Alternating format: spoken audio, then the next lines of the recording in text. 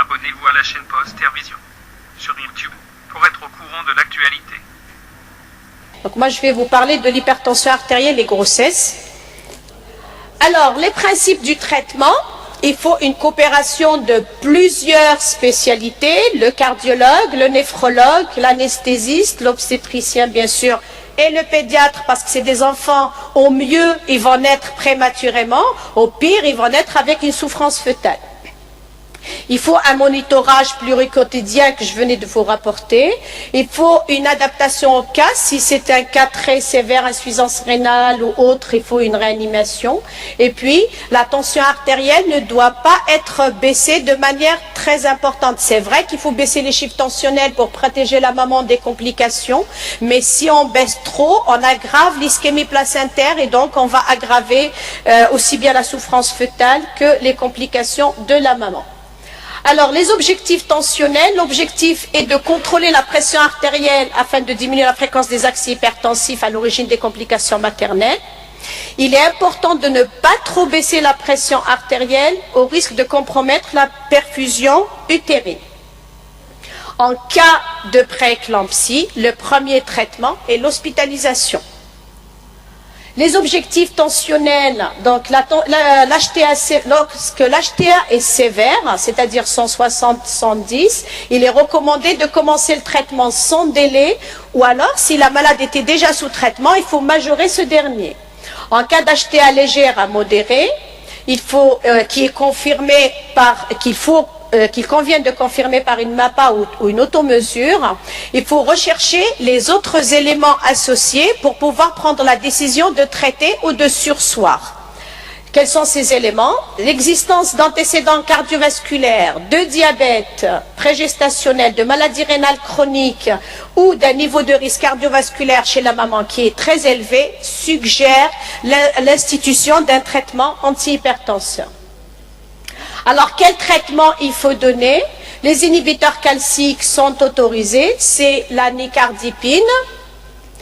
La méthyldopa, c'est le médicament préféré des obstétriciens parce qu'il y a un effet qui est doux et progressif sur la baisse de la pression artérielle. Parmi les bêta-bloquants, il y a l'abétolol, on a l'avlocardine. Alors, les IEC et les ARA2 sont contre-indiqués.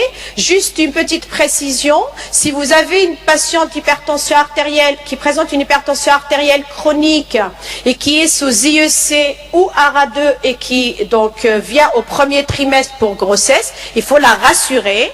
Il ne faut pas faire d'interruption de grossesse, il faut la rassurer, arrêter et remplacer ses médicaments. Mais ce n'est pas la peine de l'affoler. Parce qu'en fait, les effets secondaires sont beaucoup plus importants au deuxième et au troisième trimestre. Il y a un risque d'insuffisance rénale chez le fœtus. Les diurétiques thiazidiques, non, parce qu'il y a un risque de thrombopénie. Les épargneurs de potassium, non, parce qu'il y a un risque d'hermaphrodisme chez le fœtus mâle.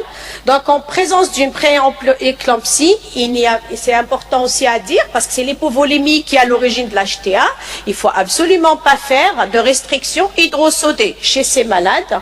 Et il ne faut pas non plus faire de remplissage vasculaire en se disant que je vais aller créer, diminuer cette hypoperfusion, parce que c'est une hypoperfusion qui est relative. Sinon, on risque de créer un OAP. Alors, si la prééclampsie survient avant la 34e semaine, il faut associer pour accélérer la maturité fœtale, il faut donner des corticoïdes. Et puis, en cas d'éclampsie, en prévention secondaire cette fois, ou de signes neurologiques avant la survenue de l'éclampsie, il faut donner du sulfate de magnésium qui doit être administré en intraveineux. Alors, quelle est la voie d'accouchement qu'on propose à ces patientes? On va proposer préférentiellement la voie basse si possible, c'est-à-dire s'il y a une présentation fœtale. C'est le travail à déjà déclenché, surtout que c'est des enfants qui ont des retards de croissance intra-utérine. Parfois, il faut recourir à une césarienne en urgence s'il y a éclampsie ou alors s'il y a une complication. Ou alors s'il y a carrément une prééclampsie sévère. L'allaitement chez les patientes hypertendues, aussi bien HTA gravidique qu'HTA chronique, il est suggéré de privilégier les antihypertenseurs suivants chez la femme qui allaite. Les bêta-bloquants peuvent être utilisés, les inhibiteurs calciques aussi, l'alpha-méthyldopa aussi, et parmi les IEC, vous avez le captopril et l'énalapril qu'on peut utiliser, sauf si qu'on n'utilisera pas si l'enfant est né prématurément parce qu'il y a une immaturité rénale ou s'il a une insuffisance rénale. Alors, comme contraception, la contraception stroprogestative est contre-indiquée dans les 6 premières semaines du postpartum. Je vous avais dit tout à l'heure qu'il y avait une augmentation du VEGF, donc il y a un risque pré-thrombotique très important. Si on donne un œstroprogestatif, on va aggraver donc la survenue de cette complication thromboembolique, aussi bien veineuse qu'artérielle. Une contraception non hormonale et DU est à préférer, donc en cas d'HTA non stable, par un traitement approprié. En cas de normalisation rapide de la pression artérielle, vous imaginez que ce n'est pas l'HTA chronique, donc ce sera forcément une HTA gravidique, c'est ces malades-là qui normalisent leur pression artérielle en postpartum.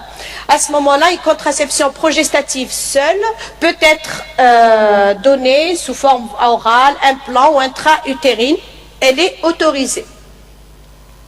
Alors, la prévention de la prééclampsie par l'aspirine, il y a une seule indication à l'aspirine en prévention de la prééclampsie, c'est les patientes qui ont déjà présenté une prééclampsie. À ce moment-là, il faut prescrire l'aspirine durant à la fin du premier trimestre et il faut la maintenir jusqu'à la 35e semaine. Au-delà, il faut arrêter parce qu'il y a un risque de persistance de canal artériel chez l'enfant. Alors, comme take-home message, je vous propose des algorithmes que j'ai pris des recommandations du consensus de la Société française de cardiologie décembre 2015. Donc, quand on a une hypertension artérielle diagnostiquée au cours de la grossesse, il faut confirmer par une automesure et ou une MAPA, rechercher une protéinurie pour avoir un statut initial tout de suite de la patiente. Si la pression artérielle est basse, donc c'est probablement une HTA blouse blanche, on va surveiller, mais on continuera à faire des protéinuries. Si l'hypertension artérielle est élevée, on retiendra le diagnostic d'hypertension artérielle de la grossesse et on va surveiller donc protéinurie pour poser le diagnostic de la prééclampsie. Et puis, surtout, donc si on a une hypertension artérielle qui est sévère, il faut absolument hospitaliser la patiente. Le traitement doit être fait à titre hospitalier. Si on a une HTA légère à modérée, il faut chercher les facteurs de risque dont je vous ai parlé tout à l'heure. À ce moment-là, si un d'entre eux existe, on n'a pas besoin de tous les avoir, il faut entreprendre un traitement médical, les médicaments qu'on avait proposés tout à l'heure. Les objectifs tensionnels, c'est une pression artérielle diastolique qui est comprise entre 85 et 100, et une pression artérielle systolique qui est inférieure à 160. Il ne faut pas trop baisser les chiffres tensionnels, sinon on va hypoperfuser le placenta. Et puis, quelle décision à prendre devant une prééclampsie? Si la prééclampsie survient avant la 24e semaine, alors PES, c'est prééclampsie sévère, PEM, c'est prééclampsie modérée. Donc, si on a une prééclampsie sévère, il n'y a pas à réfléchir, il faut interrompre la grossesse, le traitement, c'est l'accouchement. Si la prééclampsie est modérée, on entreprend un traitement médical, un malade hospitalisé et on essaye d'atteindre une maturité fœtale.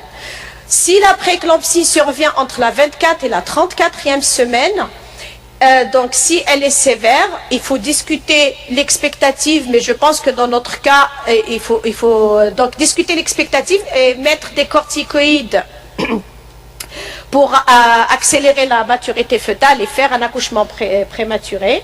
Si la grossesse, par contre, a atteint 34 semaines, il faut absolument faire un accouchement prématuré. Si c'est supérieur à 37 semaines, c'est évident qu'il faut faire un accouchement qui n'est pas prématuré.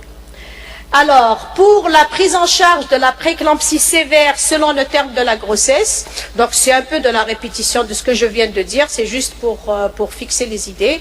Moins de 24 semaines, il faut interrompre la grossesse. Entre 24 et 34 semaines, il faut donner des corticoïdes et interrompre la grossesse à la moindre aggravation ou à une complication maternelle.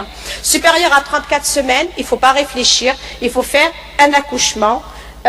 Donc rapidement, et je vous remercie. Merci d'avoir regardé cette vidéo. Abonnez-vous et partagez-la sur Facebook. À très bientôt pour d'autres vidéos.